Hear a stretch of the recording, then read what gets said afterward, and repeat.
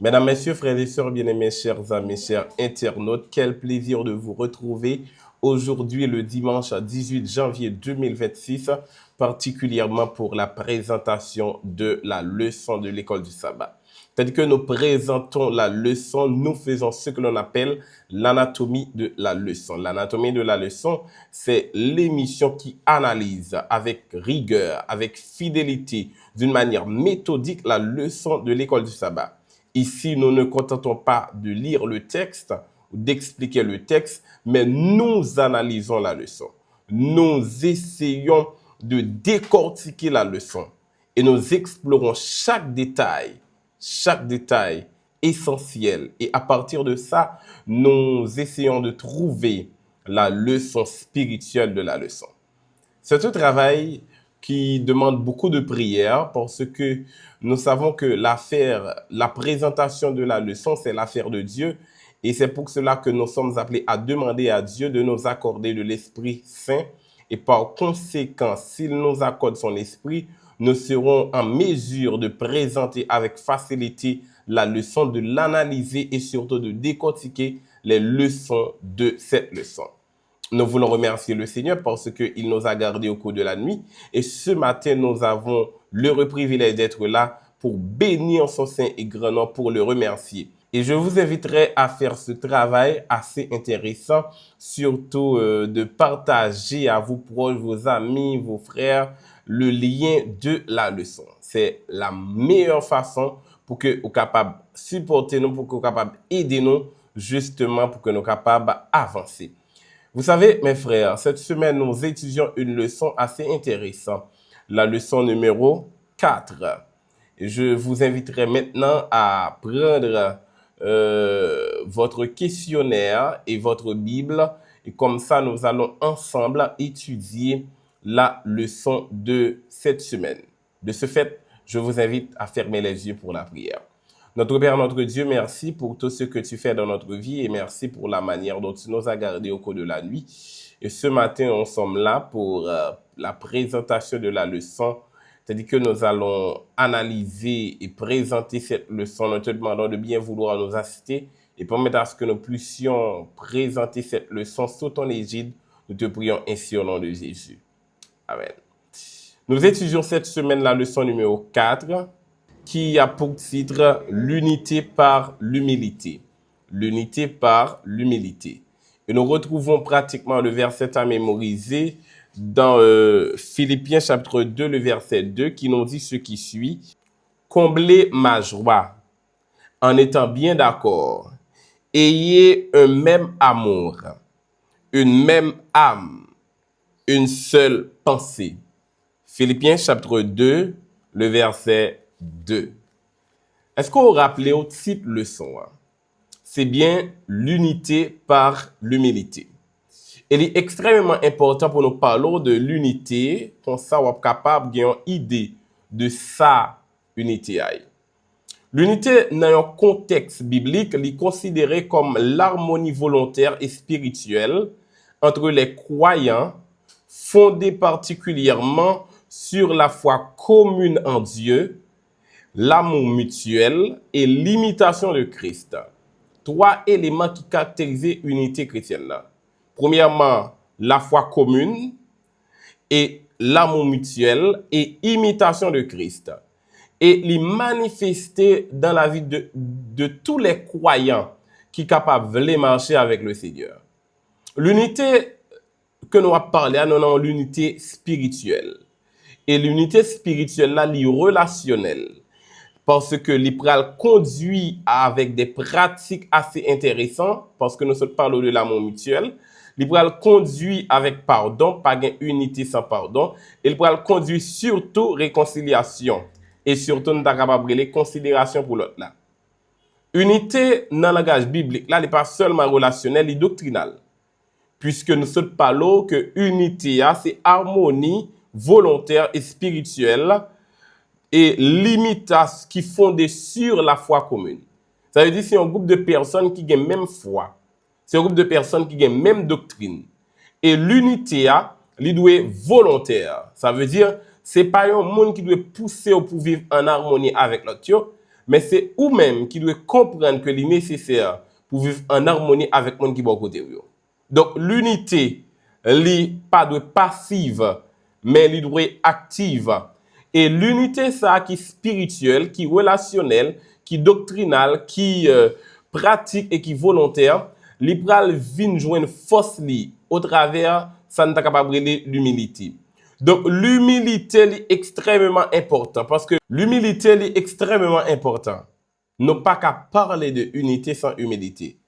Parce que l'unité, c'est une disposition, l'humilité, dirais-je, l'humilité, c'est une disposition du cœur et de l'esprit qui conduit au monde à reconnaître sa dépendance totale envers Dieu. Une attitude qui conduit au monde pour qu'elle capable de soumettre à bon Dieu. Une attitude qui conduit au monde pour qu'elle capable de valoriser l'autre monde yo.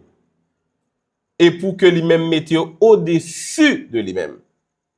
Humilité, c'est une attitude qui appelle pour que je sois capable de surestimer ou bien pour ne pas sous-estimer les gens qui sont côté de L'humilité qui est vraie, il doit être sans orgueil et sans ambition personnelle ou bien sans ambition égoïste. Il doit être sans vaine gloire. Et vous pouvez comprendre pour qui ça me dit ça. Maintenant, l'unité lui permet que je sois capable de réunir avec les gens qui sont côté de moi. L'humilité lui permet que je connaisse comment pour me vivre avec les gens qui sont côté de moi. Nous devons comprendre que l'humilité, c'est clé qui permettent ou capable d'accéder avec une unité. Maintenant, si c'était pas où vous voulez faire paraître, vous n'êtes pas capable de vivre dans une parfaite unité. L'humilité, lui purifie le cœur. L'humilité, lui réduit conflit. Parce que, au lieu que wal chita, wal dit c'est moi, ou quitter moun, ou permettre que ou chercher intérêt de Dieu au lieu que vous chercher intérêt peut-être pas. Et l'humilité lui permet que croyant capable d'aligner lui sur l'exemple de Jésus-Christ. Et c'est ça qui est présenté tout au long de cette semaine. L'unité par l'humilité. Donc, l'humilité et l'unité viennent ensemble parce que sans l'humilité, l'unité vient superficielle. Sans humilité, l'unité vient superficielle. Et c'est peut-être ça que l'auteur là, apôtre Paul dans le livre il non seulement abordé l'unité, il invite Philippiens pour vivre dans l'unité, mais il invite aussi pour gagner une attitude d'humilité. On va comprendre que l'unité est présentée premièrement lorsque le Seigneur a créé Adam et Ève et il mettait dans le jardin d'Éden. Et il demandait pour qu'ils soient capables de vivre en parfaite harmonie. Mais l'unité, elle est perdue, ou bien l'unité avec Dieu qui était tout à fait complète, elle est perdue puisque Satan va le rébeller dans le ciel. Et à partir de cette rébellion, nous allons connaître plus tard la désobéissance et le péché. Et c'est ça qui permet que dans le monde ça que nous vivons, division est toujours là. Et que nous avons l'impression que division prend le dessus dans la vie monde. Mais ça pas doit une réalité dans l'église, puisque Jésus lui-même était prié pour l'unité des croyants. L'église doit prier pour unité capable active et que pour le passer par l'humilité. Demain, on va parler nous en profondeur de livre de chapitre 5, c'est chapitre 2, puisque j'ai déjà parlé, dit quelques mots de titre là, bon, je rentre directement dans le leçon Josia. Leçon Josia a pour titre Désunion à Philippe. Désunion à Philippe. Auteur l'a demandé pour que nous capables lire dans Philippiens chapitre 2 versets 1 à 3. Et il demandé pour que nous capables répondre avec facteur ça qui conduit avec désunion dans l'église Philippe là. Et qui remède que Paul lui-même était proposé ensemble avec eux. Nous remarquons dans Philippiens chapitre 2 le verset 1 à 3, Paul lui-même lui dit, si donc il y a quelque consolation en Christ, s'il y a quelque soulagement dans l'amour, et s'il y a quelque communion dans l'esprit, s'il y a quelque affection de compassion, et compassion, rendez ma joie parfaite. Ayez un même sentiment, un même amour, une même âme et une même pensée. Là, nous regardons dans Philippiens chapitre 2, verset 3 particulièrement, nous sommes capables de remarquer que Paul lui-même lui fait mention d'une tension qui était existée parmi les Philippiens. Surtout ça, qui c'était des chrétiens. Paul lui-même lui souffrit parce que l'église ça que le remet en pile, que le passé du temps avec eux et que le ba de très bons enseignements, mais il t'a semblé dérouté parce que yo chaque vie ou bien les membres de l'église yo divisé une contre l'autre. Auteur là, il fait mention de rivalité, il fait mention de conflit et il fait mention de désaccords internes et de conflits personnels qui t'a régné dans l'église. D'ailleurs, si nous sommes capables de garder le texte là, nous avons que il fait mention de ça, nous sommes capables de vaine gloire. Il fait mention de esprit de dispute qui était gagné parmi le peuple là. Et Paul lui-même, lui utilise un mot grec qui est extrêmement fort, mais qui est extrêmement important aussi. C'est eritheia, qui traduit par esprit de dispute, qui traduit par rivalité égoïste. Vaine gloire pour faire ouais. Donc, t'es grand pile moun dans l'église qui te vle faire tête yo paraître. Et thème ça, mesdames, messieurs, frères et sœurs bien-aimés, li présente moun qui vle lever tête yo. Qui vle se yo même qui pour occuper certaines fonctions. Qui vle mettre propre influence yo plutôt que pour promouvoir l'œuvre de Jésus-Christ. D'ailleurs, dans Philippiens chapitre 1er, le verset 15, notez que Paul te fait mention de ces personnes qui t'a prêché avec des dispositions malveillantes, justement pour que tu es capable de craser apôtre Paul. L'esprit de dispute est considéré comme une œuvre de la chair. En sorte que dans l'église, bon Dieu, lorsque un monde est là pour faire discussion, lorsque un monde est là pour bailler problème, lorsque un monde est là pour faire zin, c'est parce que lui a vivre dans la chair. Et c'est ça que Paul lui-même lui présentait dans Galates chapitre 5, le verset 20. Et esprit ça de dispute qui vini à partir de la chair, qui vini parce que moun sa pas laissé le guider par le Saint-Esprit, il pral conduit à désordre, il pral conduit avec comportement destructeur au sein de l'église. Et c'est peut-être ça que li totalement anormal pour que un chrétien capable de laisser influencer pour que li a mette discorde, dispute dans l'église. Auteur Paul lui fait une autre mention, il parlait de arrogance. C'est ça que nous sommes capables de relayer orgueil, c'est ça que nous sommes capables de relayer vanité. D'ailleurs, mot ali paraît comme ça. Et mot ça que Paul lui-même utilisé, li riche, c'est vrai que le pas mentionné en pile, mais li gen yon idée extrêmement intéressante puisque li exprimer yon excès de soi.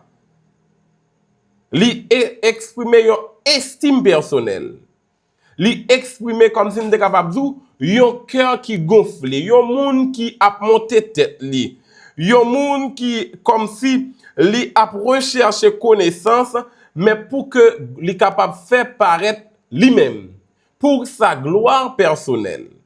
Donc connaissance que le gagne, capacité que le gagne pour le prêcher, pour le parler, c'est pas pour glorifier bon Dieu, mais c'est pour que li capable glorifier tête pâle. Et par conséquent, Paul lui-même lui pral relier idée ça avec texte ça qui trouvé dans Galates chapitre 5 le verset 26.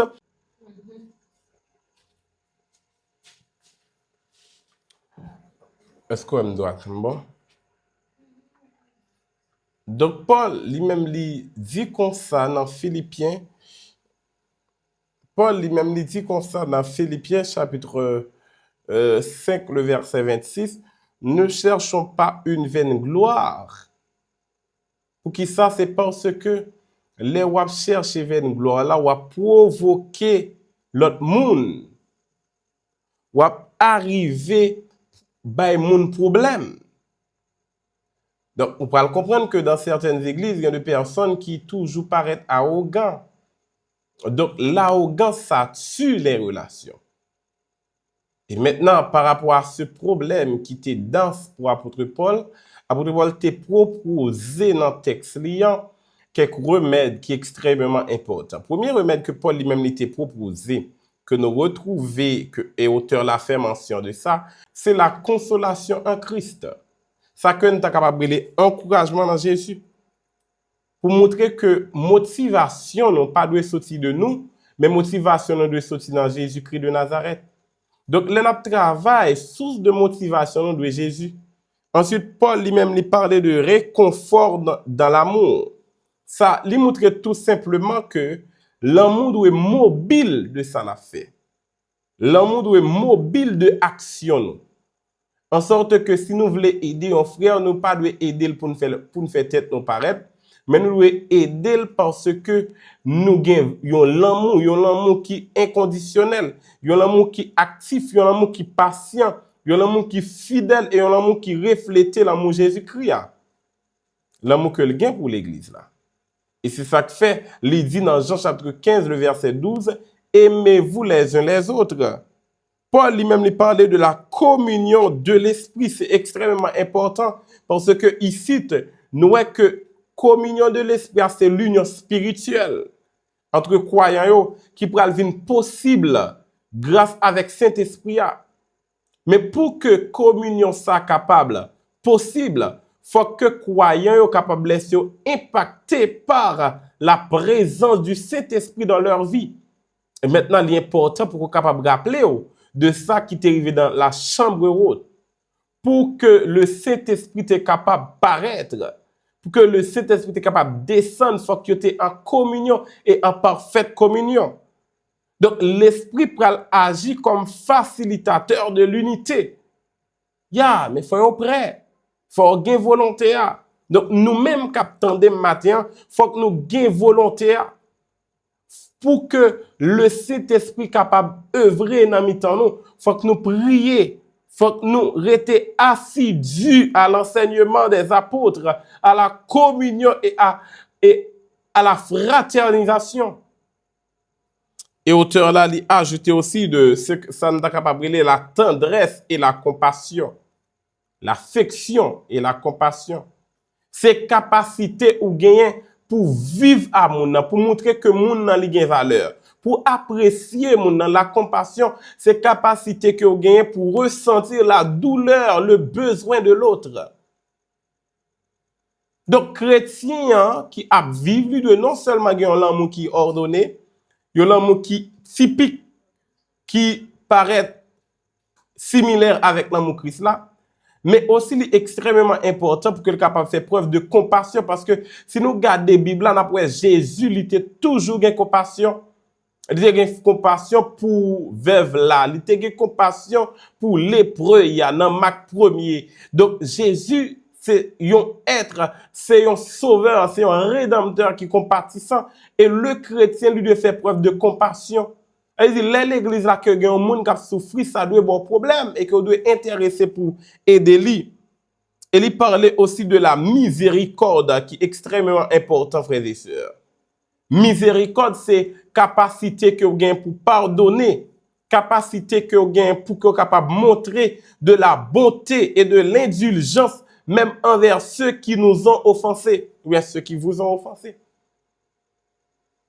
Ça veut dire, vous devez refléter l'attitude de Jésus dans Luc chapitre 6, verset 36. Et d'ailleurs, la vie de Jésus, c'est une vie de miséricorde. Et nous toujours à parler de notre Dieu comme étant le Dieu miséricordieux. Donc, en tant que son enfant, nous devons être prêts pour exercer la miséricorde. Pour que nous soyons capables prêts pour nous pardonner l'autre là. Pour que nous soyons capables prêts pour nous remettre l'autre là. Et aussi, auteur là, lui-même, il fait mention pour que nous soyons capables de gagner même l'amour, même âme, et une seule pensée. Et ça, mesdames, messieurs, c'est extrêmement important puisque ici, c'est l'ultime, ça nous est capable de brûler, l'ultime expression de l'unité. C'est ça que nous est capable de brûler, une harmonie parfaite à Christ, ou bien une harmonie parfaite de cœur, d'esprit, de volonté, enraciné dans l'imitation de Jésus-Christ. Elle dit, puisque nous avons le même objectif, l'amour nous doit être similaire, pensée nous doit être similaire, et que nous devons comprendre que l'objectif de chaque croyant, c'est pas chercher faire paraître, mais c'est chercher même finalité spirituelle là. Et même finalité spirituelle là, c'est servir Christ avec passion et faire avancer l'église du Seigneur. Et lorsque nous comprenons bagala comme ça, nous allons comprendre que nous devons avoir même amour. Donc, même amour, ça, c'est pas l'amour par nous que nous avons façonné, mais c'est l'amour Jésus qui a, puisque tout Dieu nous fixé sur Jésus, n'a impacté par Jésus, n'a transformé par Jésus, et maintenant, nous avons gagné même l'amour, nous avons gagné même pensée, et que nous avons gagné même nom spirituel. Maintenant, le son matin, il parlait de désunion qui t'est gagné. Je dis, il y a un pile l'église qui désunit, il y a famille qui désunit, il y a frères, sœurs qui désunit. Mais qui sauve les faits dans désunion ça? Est-ce qu'on voulait Kimbel pour le temps et l'éternité ou bien on voulait dire Seigneur Jésus, moi je voulais vivre en parfaite unité avec et aussi avec ça au cap vivre même God avec. Malheureusement, il n'est pas étonnant dans certaines églises pour remarquer des frères qui sont des ennemis acharnés. Des frères côté yon pas dit l'autre bonjour. Des frères qui n'ont problème parce que yon pas nommé.